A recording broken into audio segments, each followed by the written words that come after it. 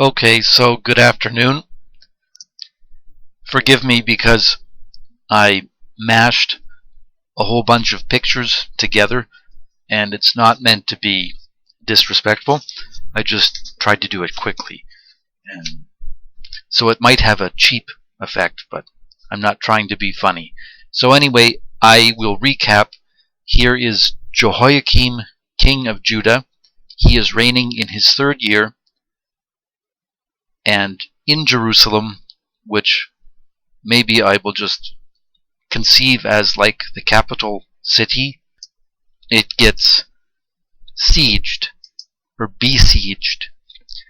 So here's Nebuchadnezzar, who does the besieging. He's the king of Babylon, and he besieges Jerusalem. This is later in the story. This is Daniel.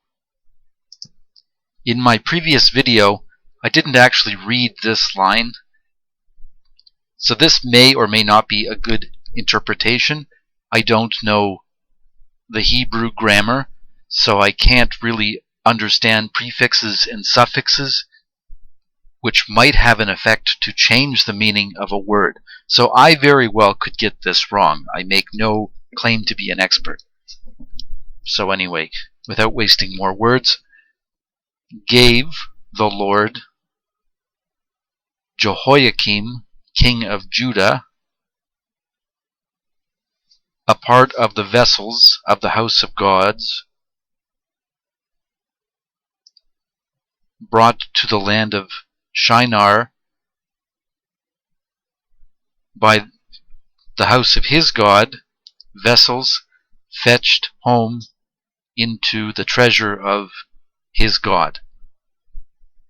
I'll read that once more. Adonai gave Jehoiakim, the king of Judah, and part of those vessels which are of the house of God, Beth Elohim, and he gave them, I guess, to Nebuchadnezzar, and Nebuchadnezzar carries them into Shinar, and more specifically the treasure house, and more specifically Nebuchadnezzar's God.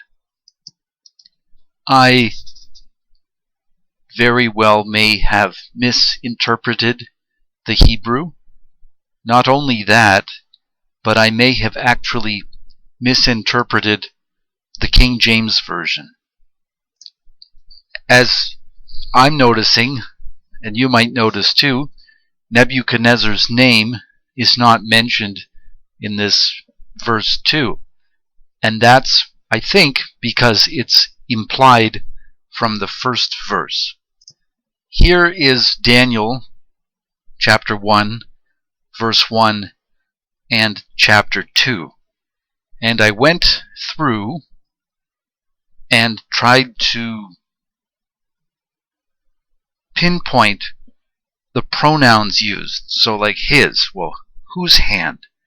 If you use the rules of English grammar, and this is a separate sentence, and the Lord gave Jehoiakim, king of Judah, into his hand with part of the vessels.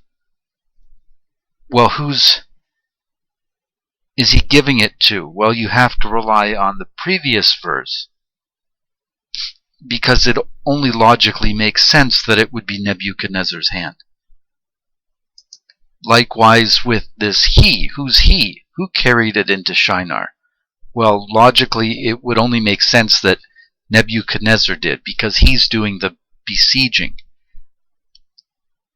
And I just tried to logically understand this the best I could, and I could even have it wrong. So it's very difficult to create a video like this because I don't understand Hebrew grammar, and even worse, I guess, is the King James Version and the grammar and the grammatical rules of the English language and the use of pronouns is not exactly clear. And then to think, well, the King James Version is a translation of the Hebrew. Well, I guess I start to wonder whether the translation is correct, because I just don't know. So this is what I came up with to the best of my ability and as sincerely as I could conceive of it. I know I am belaboring the point, but part of this video is to try to figure this out myself. So anyway, where do I go next here? Well, maybe I'll just read the 2 verses again without my added insight. So I'll just read. In the 3rd year of the reign of Jehoiakim, king of Judah, came Nebuchadnezzar, king of Babylon, unto Jerusalem, and besieged it. And the Lord gave Jehoiakim, king of Judah, into his hand, with part of the vessels of the house of God, which he carried into the land of Shinar, to the house of his God, and he brought the vessels into the treasure house of his God.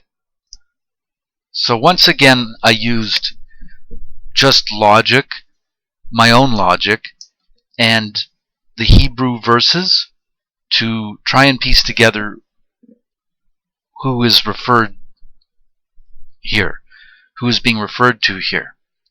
So I'm not going to debate whether Elohim or Eloha or Adonai are the same. Well, anyway, I keep getting interrupted. I'm a little frustrated here. So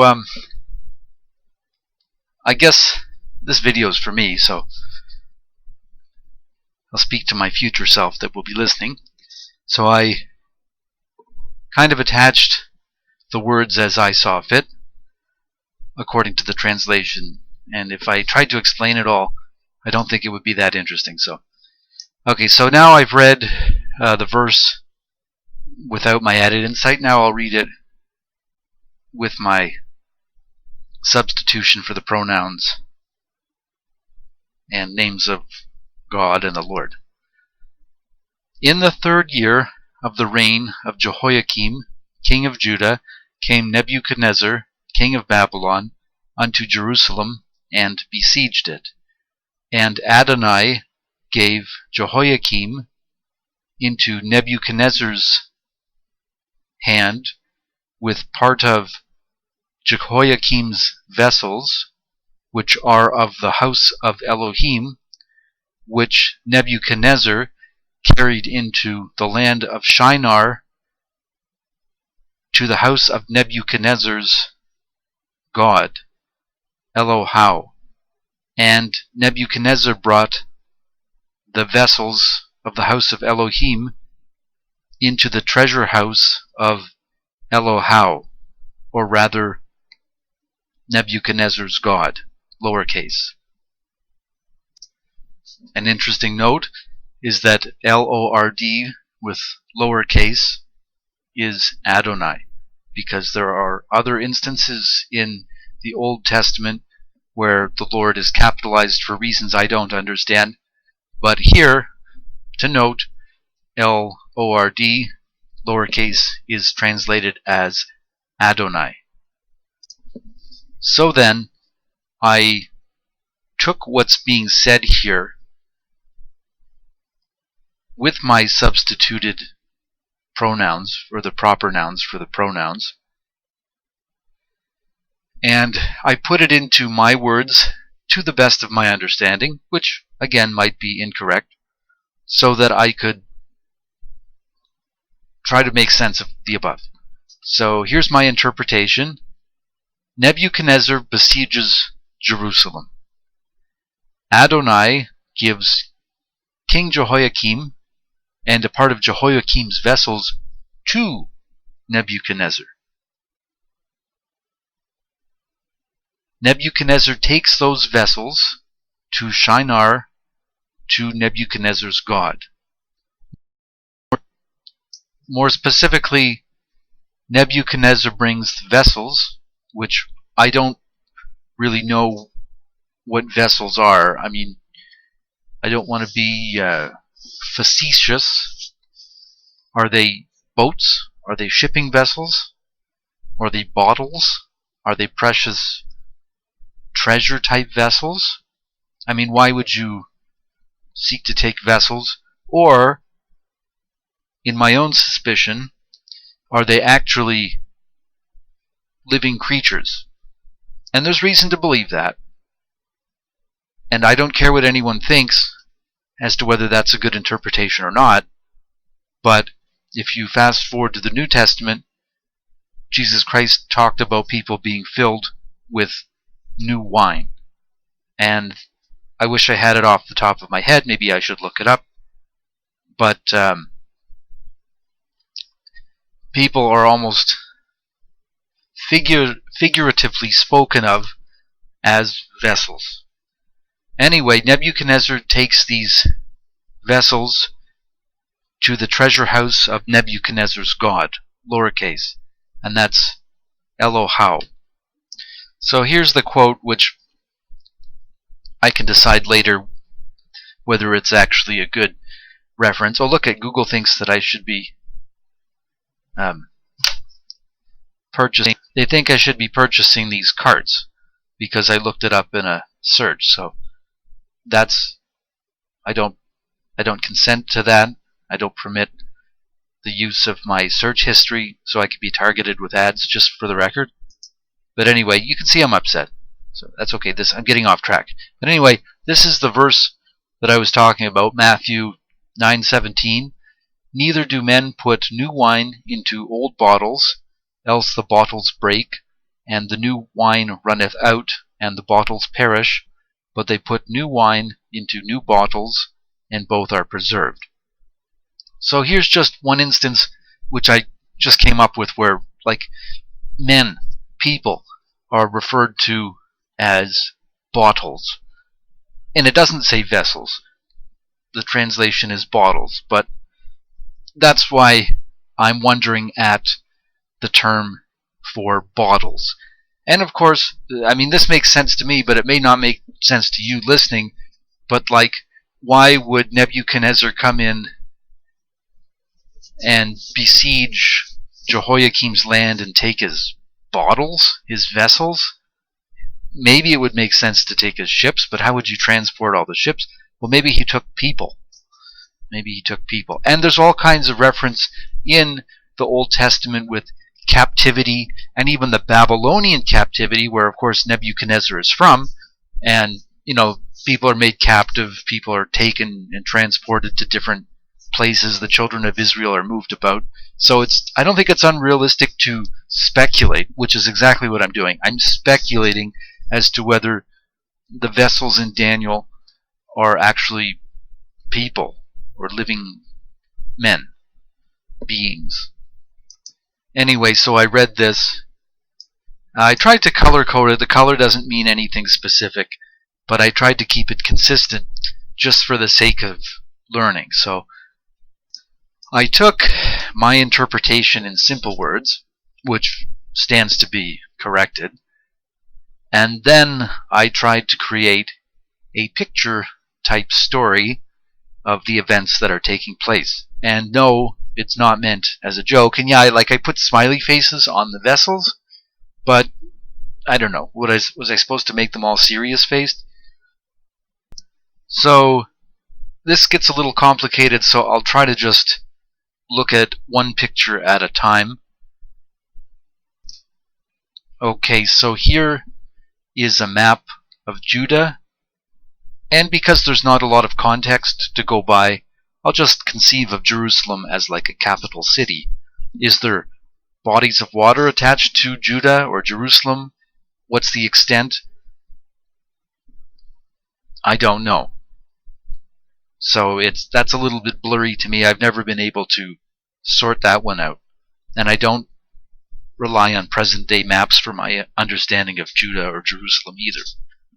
Okay, new video. So forgive the frustrated tone of my voice. I just happen to be that kind of person. I probably am proud, and I'm not the typical Bible student or what you might think of somebody who reads the Bible. But anyway, I'm me with all my faults. And I'm kind of cranky creating this video because I've been interrupted a little bit. So I'll try to create a story out of this just to solidify it for myself. So here is King Jehoiakim He rules over all of Judah. And King Nebuchadnezzar, who knows where he came from? Did he come from the same geography? Did he come from another world? Did he come from a higher heaven? I don't think so. But I have those ideas open. Then 2, Adonai, and I don't know the extent of his authority in this realm, which is Judah, gives Jehoiakim and the vessels, like Kali. Apparently this is a silent vowel sound, so it's Kali, which is vessels, something like that. And he gives it, the whole package, to Nebuchadnezzar. So this is Nebuchadnezzar's hand doing the receiving. Adonai is giving. And Nebuchadnezzar gets this whole package. Then King Nebuchadnezzar takes the vessels, which are of the house of Elohim. If we look to the King James Version, vessels of the house of God, God is capitalized. So the house of Elohim, I'm not saying that means anything, but I'm just trying to figure out all the different meanings of God with lowercase, God capitalized, Lord. These things, I speculate, mean different things. And I haven't come to a conclusion, but I can only assume that they mean different things because they're spelled differently. But anyway, and especially when we have one God who's in distinction to another one. So which one's which? That's the whole purpose of me creating this video. Even if I haven't said so yet. That's why I'm trying to figure this out. But anyway, the vessels of the house of God, translated from the Hebrew, is Elohim. So Elohim plural, as opposed to Elohah, is capitalized, only at the beginning. So I forget where I was. But anyway, King Nebuchadnezzar takes these vessels out of Judah and Jerusalem, and he's taking them to the land of Shinar. And I can only assume just by the reading that the god there, or Nebuchadnezzar's god, is Eloah, which is how it's spelled here. Aleph, Lamed, Hey, Yod, and a final Vav, I think. And that's not a mem, so it's not Elohim, it's Elohah, or Aloha, L-O, however it's pronounced.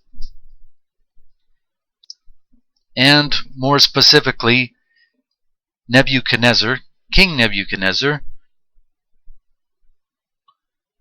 which I think is Melech, like Melech is king. Well, in 1 verse 1, Nebuchadnezzar doesn't seem to have, Melech in front of him. Not saying he's not a king, but Nun, Bet, what's this? Vav, Kaf, Resh. Anyway, Zadeh, Resh. Well, anyway, maybe he's not a king. Doesn't have that title. In the King James Version, he is a king. But Nebuchadnezzar takes these vessels to the treasure house of Eloah. That's Nebuchadnezzar's god. I may have belabored a lot of points, but it's hard to sort these things out. So I think that's the end of my video. I might want to pause and just read this.